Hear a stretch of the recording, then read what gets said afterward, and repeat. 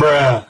Assalamualaikum guys, dan kembali di dalam channel Xavier T Satsu. Jangan lupa like, komen dan juga subscribe seperti biasa. Jadi ni di dalam video ini aku akan membahas episod 17 dan episod 18 Kamen Rider Geats ya. Wush, tahun baru, DGP baru, semua baru dan juga ada karakter baru ya guys. Okey, bagi aku untuk episod 17 dan episod 18 ini memang sangat menyeronokkan dan membuatkan aku lebih tertarik dengan cerita untuk series Kamen Rider Geats ini ya.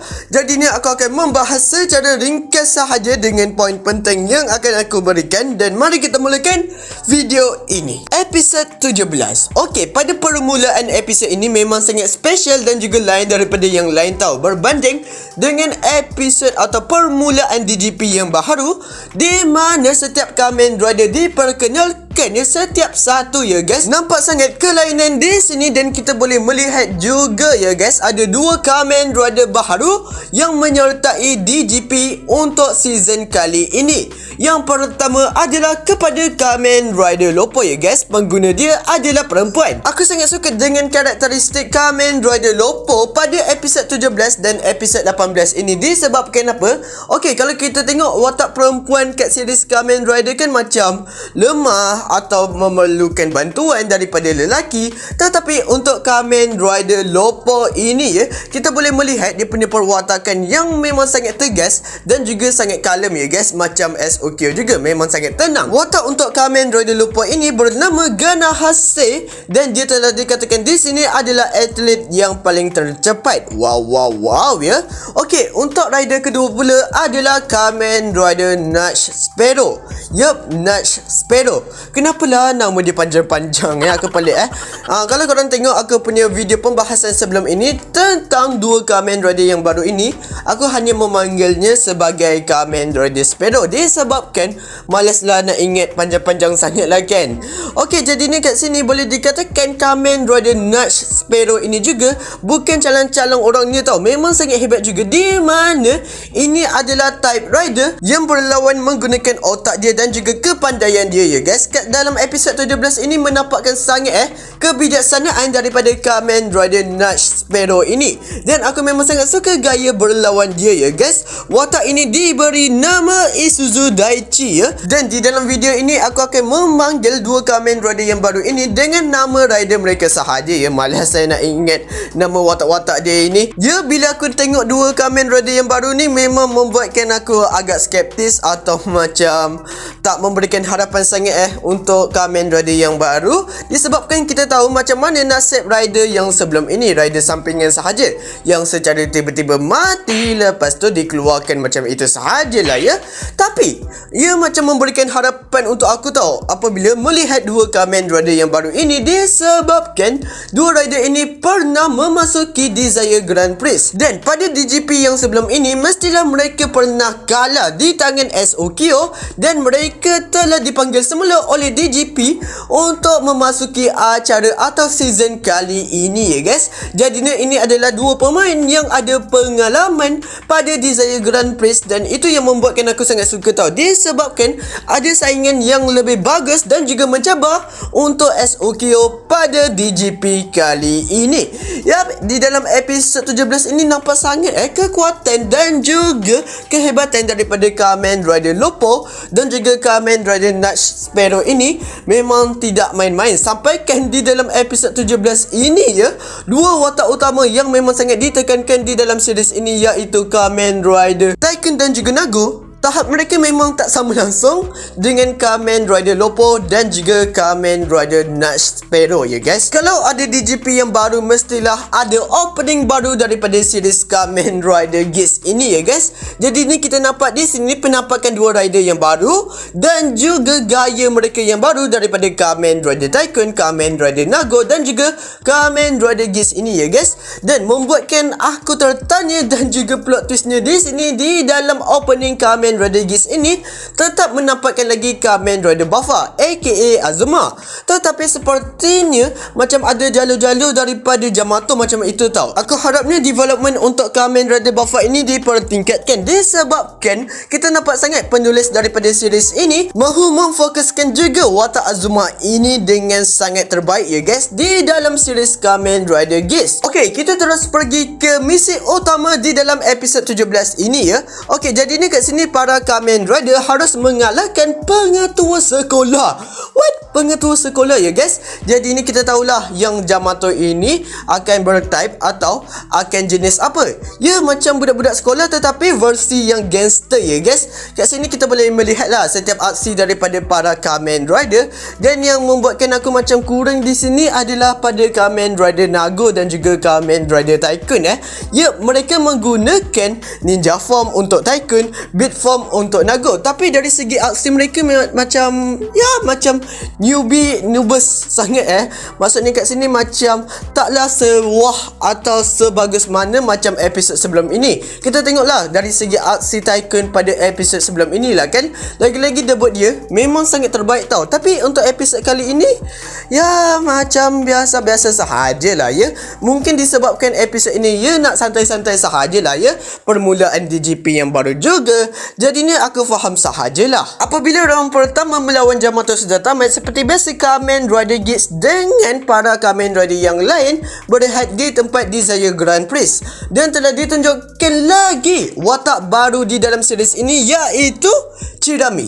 Yup, Chidami itu adalah Game Master yang baru untuk Desire Grand Prix edisi kali ini. Dan macam mana dari segi perwatakan dia, seperti yang aku jangka, watak dia akan menjadi lucu dan juga agak bising macam tu. Aku tak tahulah, tapi aku jujur untuk pendapat aku sendiri, aku memang tak berapa suka sangat dengan watak yang sebegini. Bagi aku untuk watak Girori tu kan, dia macam dia tenang, lepas tu kadang-kadang macam gabut macam serabut juga, tapi taklah terlalu mengganggu sangat tau. Tapi untuk watak Chidami ini bagi aku macam watak komedi yang mengganggu cerita Geats ini ya. Aduh.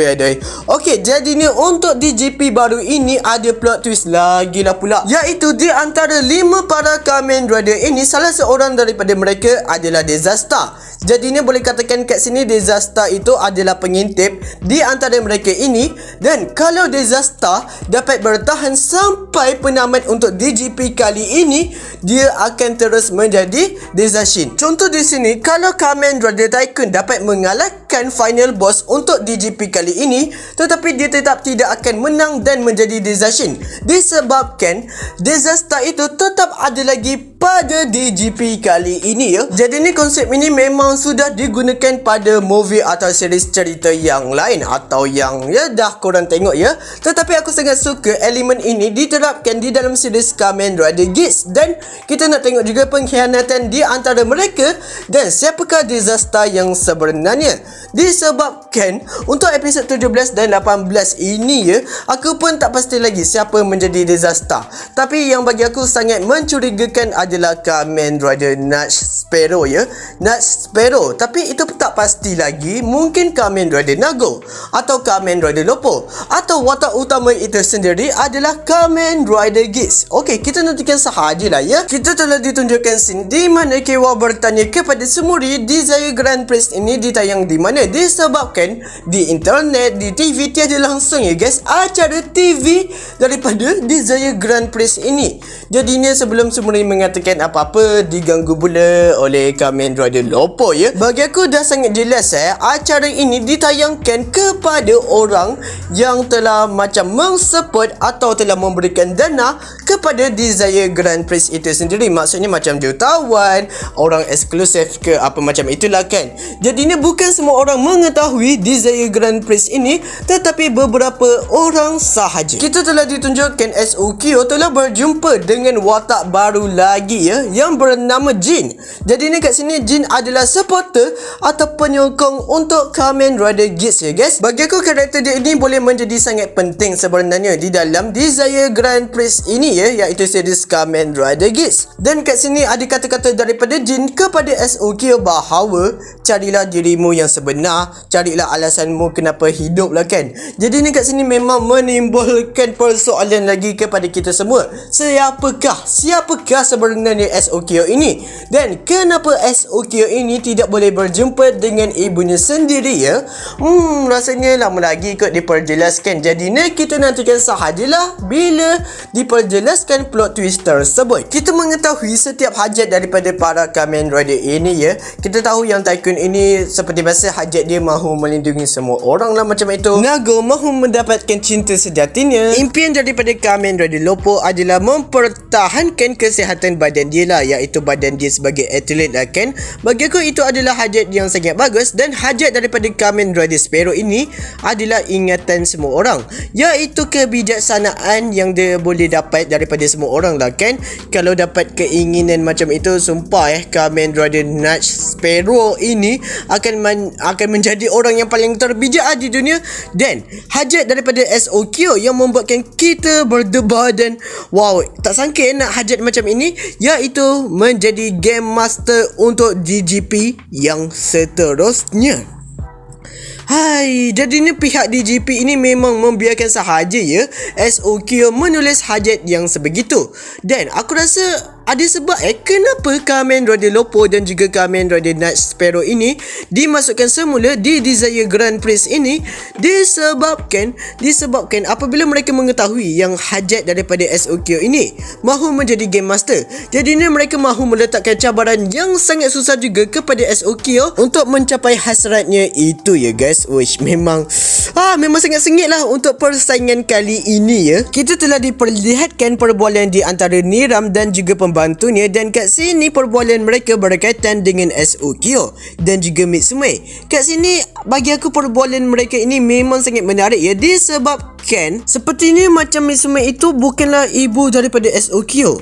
Dan kenapa SOQ mahu berjumpa dengan Mitsume itu yang membuatkan pihak DGP ini memang sangat tertanya-tanya dan merasakan risau juga ya. Jadinya sebenarnya apakah kisah silam daripada DGP ini ya, dan kenapa Mitsume itu macam secara tiba-tiba mungkin dihapus atau telah dihalau oleh Desire Grand Prix ini ya. Ush, memang sangat menarik ni. Okey, jadi ni kita terus pergi sahaja ke round kedua untuk game kali ini, iaitu mengalahkan pengetua sekolah.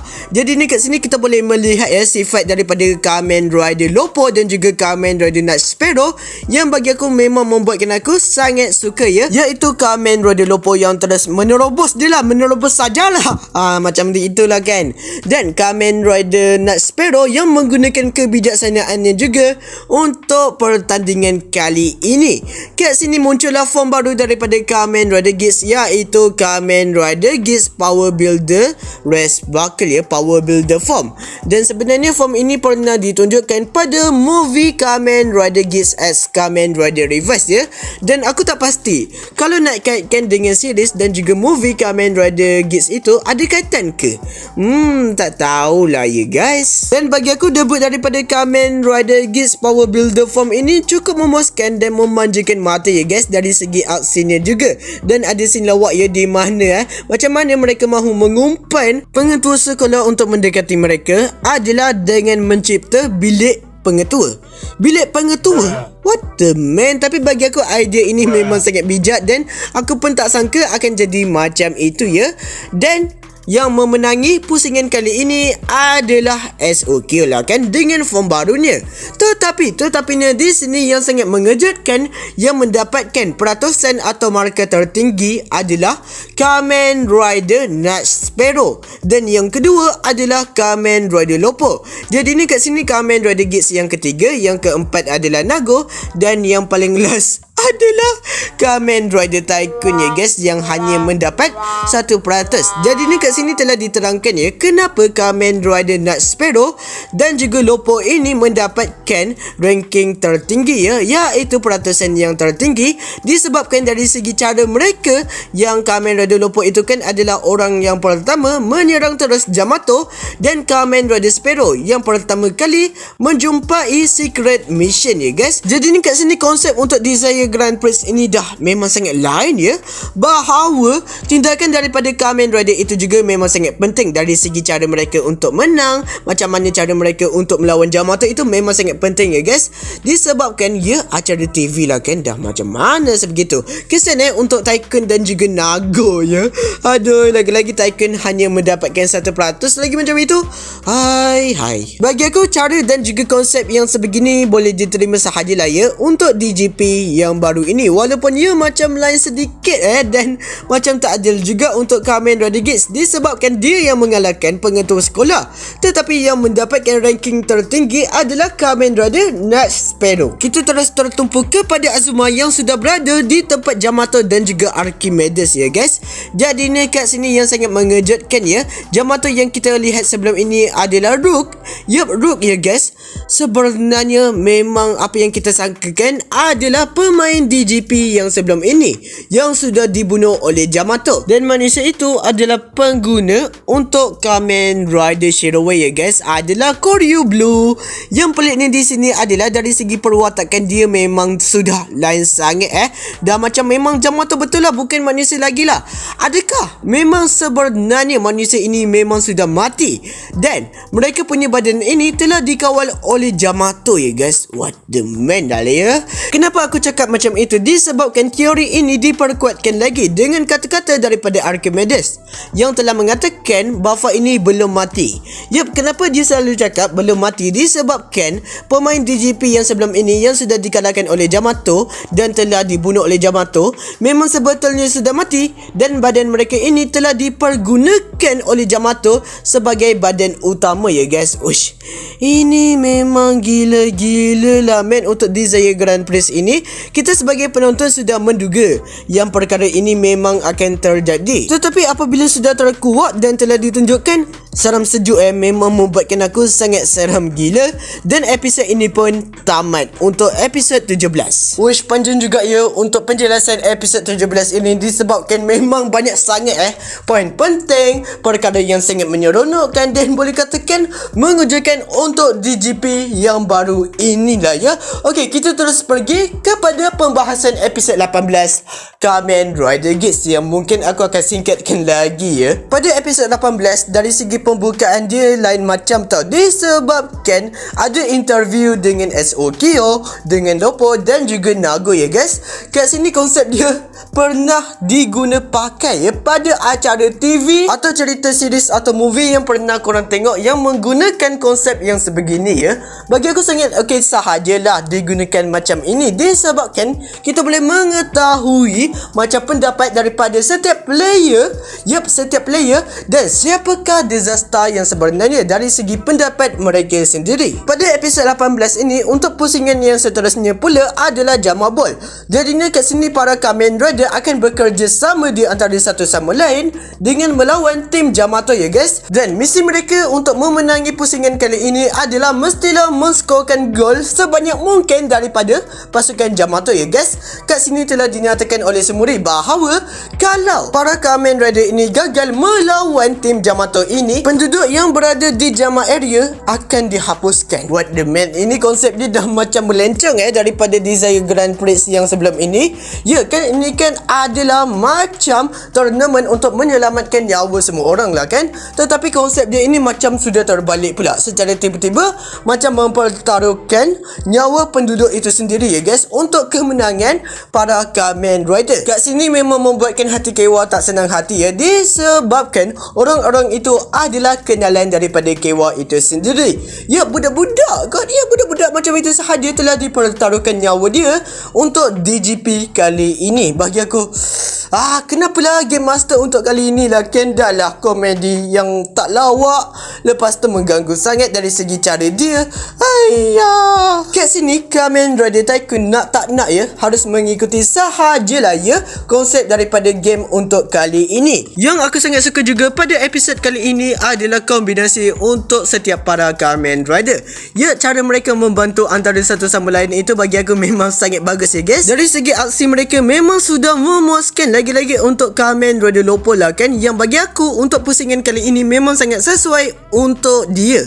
Kat sini adalah kelemahan untuk pasukan Kamen Rider Geats ini adalah pada Kamen Rider Tycoon adalah secondary rider untuk Kamen Rider Geats lah kan.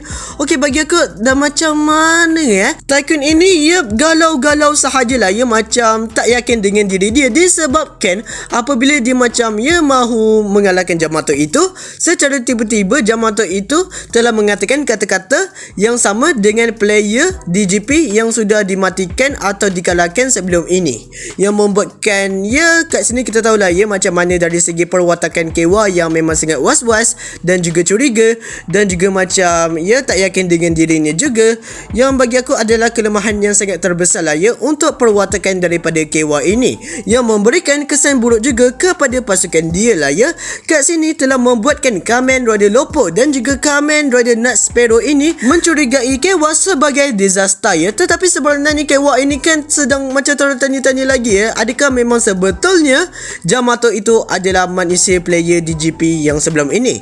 Dan memang ya guys, memang ya, disebabkan dalam episod ini sudah diungkapkan terus kepada Kewa bahawa semasa Kewa tengah menggunakan command form jet mode itulah kan, dan melawan dengan Yamato yang ada di situ, secara tiba-tiba Yamato itu telah menunjukkan diri dia dan itu adalah pengguna daripada Kamen Rider Shirowe, yang memang membuatkan ya Kewa ini rasa terkejut lah kan dengan identiti sebenar daripada Yamato tersebut, dan itu yang membuatkan hal makin lama makin buruk ya, disebabkan Kewa ini macam telah membantu Yamato dan dia telah menghalang Kamen Rider Nut Sparrow untuk melawan Yamato tersebut, sampaikan Nut Sparrow dia unhenshin tau, yang membuatkan kat sini keadaan dia macam aku cakap tadi makin memburuk dan membuatkan ramai orang menganggap bahawa Kewa itu adalah disaster. Bagi aku untuk episod kali ini memang sangat dikesankan sangat untuk Kewa ini, disebabkan dah lah dituduh sebagai disaster dan kita pun tak pasti lagi sebenarnya siapakah disaster. Mungkin sahaja memang sebetulnya Kewa atau orang lain ya guys. Dan dari segi perwatakan dia yang macam ditingkatkan macam episod sebelum ini, tetapi untuk episod kali ini downgrade terus. Yup, membuatkan watak dia ini dikesankan sangat Uish, macam mana nasib daripada secondary rider kita ini ya. Tapi bagi aku hal ini memang macam sangat menarik untuk watak Kewa ini, disebabkan kita tetap ditunjukkan lagi sikap positif Kewa yang memang sangat berjaga-jaga dan sangat kasihankan dengan orang lain lah ya. Tapi ya sikap yang sebegini memang memberikan kesan yang sangat teruk juga ya kepada watak Kewa ini. Sampaikan kat sini teman rapat daripada Kewa jugalah kan, boleh dikatakan macam itu adalah Kamen Rider Nago lah ya. Kamen Rider Nago macam tidak mempercayai Kewa lagi ya, macam dah tak ada sikap percaya di antara satu sama lain macam itu, yang bagi aku macam mana ya, tak sedih juga dengan watak Kewa ini. Pada episod 19 aku harapnya dengan aksi daripada Kewa yang aku rasa memang sangat mempesonakan para penonton ya, yang aku harapkan dia dapat mendapatkan lagi kepercayaan daripada setiap para Kamen Rider, khususnya untuk Kamen Rider Nago dan juga Kamen Rider Geats lah ya. Kat sini ada pertemuan di antara Kamen Rider Geats dan juga Jin ya guys, adalah supporter daripada Geats itu sendiri. Kat sini telah dinyatakan ya daripada Jin sendiri bahawa dia telah mencari maklumat siapakah SOQ, dan dia telah mengatakan di sini ibu SOQ bukanlah Mitsume tetapi nama ibu dia adalah Ukyo Mika ya. Jadinya kat sini adakah memang sengaja ya design Grand Prix ini mahu membuatkan SOQ ini tak payah berfikir lagi tentang Mitsume ini dan telah mengatakan hal yang macam ya hal yang tipu-tipu sahajalah ke untuk memperdaya SOQ ini. Tapi kita tahulah kan macam mana dari segi perwatakan SOQ yang memang sangat bijak juga dan takkanlah tertipu dengan senang sangat macam itu. Macam apa yang aku cakap, kita nantikan sahajalah identiti sebenar daripada ibu SOQ ini. Selain daripada Jin adalah supporter daripada Kamen Rider Geats, sebenarnya ada supporter lain juga, tetapi untuk para Kamen Rider yang lain. Untuk episod kali ini telah ditunjukkan supporter untuk Kamen Rider Tycoon ya guys. Kat sini tidak dinampakkan wujud daripada orang tersebut, disebabkan patung bercakap je. Patung bercakap sahaja, patung katak yang bercakap. Tetapi aku rasa watak dia ini akan menjadi sangat penting juga tau. Disebabkan sepertinya dia macam mahu sangat Kewa ini menjadi Dezagura yang seterusnya jugalah Sampaikan di sini supporter daripada Kamen Rider Tycoon ini telah membantu Kewa melakukan secret mission yang selalu macam sangat kenalah untuk Kewa, iaitu melindungi orang. Dan disebabkan itu Kewa mendapatkan Command Twin Race Buckle lah Okey, kat sini kita terus tertumpu kepada watak Azuma guys, yang cuba melarikan diri daripada tempat Jamato itu. Dan kat sini memang sangat kesian disebabkan secara tiba-tiba Azuma ini telah berjumpa dengan Jamato Rider. Di sini Azuma cuba berubah menjadi Kamen Rider Buffer, tetapi gagal disebabkan ID code dia yang sudah retak, maksudnya macam tidak berfungsi sangat lah tetapi dia tetap paksa dan mampu juga menjadi Kamen Rider Buffer lah Dan yang membuatkan aku terkejut juga dengan Buffer, iaitu entry form Entry form dengan ID code yang sudah retak itu, sudah retak, tetap boleh mengalahkan Jamato Rider. Jadi ni bagi aku macam kurang di sini, disebabkan skill kekuatan kita sudah tahu-tahu Jamato Rider itu lebih unggul dan lebih kuat, tetapi tetap boleh dikalahkan dengan Buffer, iaitu entry form. Macam mana lah tu bagi aku scene tersebut boleh katakan sangat brutal jugalah untuk Kamen Rider Buffer. Dan di sinilah Buffer apabila dapat mengalahkan Jamato Rider secara tiba-tiba, tambah lagi banyak Jamato Rider. Hai, kesian kepada Buffer. Kat sini Buffer terpaksa menggunakan Jamato Buckle, dan kat sini memang ada efek sampingan guys apabila Buffer menggunakan form ini. Bagi aku apabila Buffer menggunakan form Jamato Rider inilah membuatkan Buffer ini lebih cool tau. Dan dari segi kekuatan dia memang tidak main-main mate. Dan kat sini apabila Buffer dapat mengalahkan Jamato Rider lagi lah kat sini dia sudah dapat melepaskan diri dia.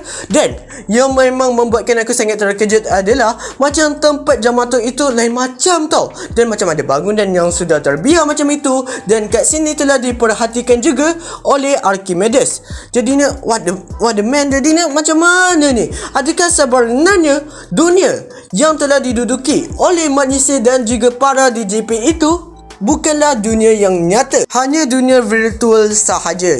Maksudnya bukan dunia sebenar guys. Kita tak pasti lagi lah tapi aku rasa mungkin guys, mungkin kat sini ada perbualan di antara Kamen Rider Tycoon dan juga Kamen Rider Night Sparrow. Dan kat sini kita tengok Night Sparrow ni macam mendengar kata-kata Kewa ini dengan baik sahaja tau, dan mempercayai Kewa, iaitu memang sebetulnya Jamato itu adalah manusia. Tetapi secara tiba-tiba di sini Night Sparrow telah macam mengkhianati Kamen Rider Tycoon tau. Dan kat sini kan Tycoon kan telah mengatakan kenapa dia jadi macam inilah kan, tetapi kata-kata itu macam mana dia lupakan oleh Kamen Rider Night Sparrow. Night Sparrow telah mengatakan bahawa dia tidak mengingat pula kata-kata daripada Kewa macam itu. Wish khianat mengkhianati sudah dibangkitkan guys pada episod kali ini. Dan adakah sebenarnya Kamen Rider Night Sparrow adalah disaster Aku rasa kalau memang betul macam mana, kita sebagai penonton pun sudah agak yang dia ini adalah disaster, atau mungkin tidak guys, kita pun tak pasti lagi lah Tapi kalau kita tengok dari segi perwatakan daripada Kamen Rider Night Sparrow ini, memang menyakitkan hati sangat Lagi-lagi dia telah mengkhianati watak yang paling disukai oleh orang ramai lah Hai, kesian untuk watak Kewa ini. Harapnya dia tidak disingkirkan lah Kalau disingkirkan, aku rasa development dia ini macam dibazirkan. Macam itu sahajalah Kewa telah diberikan undian yang paling tertinggi adalah sebanyak 3 undian guys. Dan adakah memang sebetulnya Kewa adalah disaster? Aku risau ni dengan nasib Kewa sebenarnya. Harapnya Kewa tidak didiskualifikasi lah kan. Jadi ni itu sahajalah pendapat dan juga pembahasan aku tentang episod 17 dan episod 18 Kamen Rider guys. Cukup mengujakan lagi-lagi dari segi fasa cerita dia yang bagi aku makin membaik lah tidaklah terlalu cepat dan tidaklah terlalu lambat sangat lah dan harapnya cerita Geats ini akan lebih konsisten pada episod yang akan datang. Jadinya itu sahaja, jangan lupa like, komen dan juga subscribe seperti biasa. Jumpa pada video yang selanjutnya dan salam dari Malaysia, bye bye.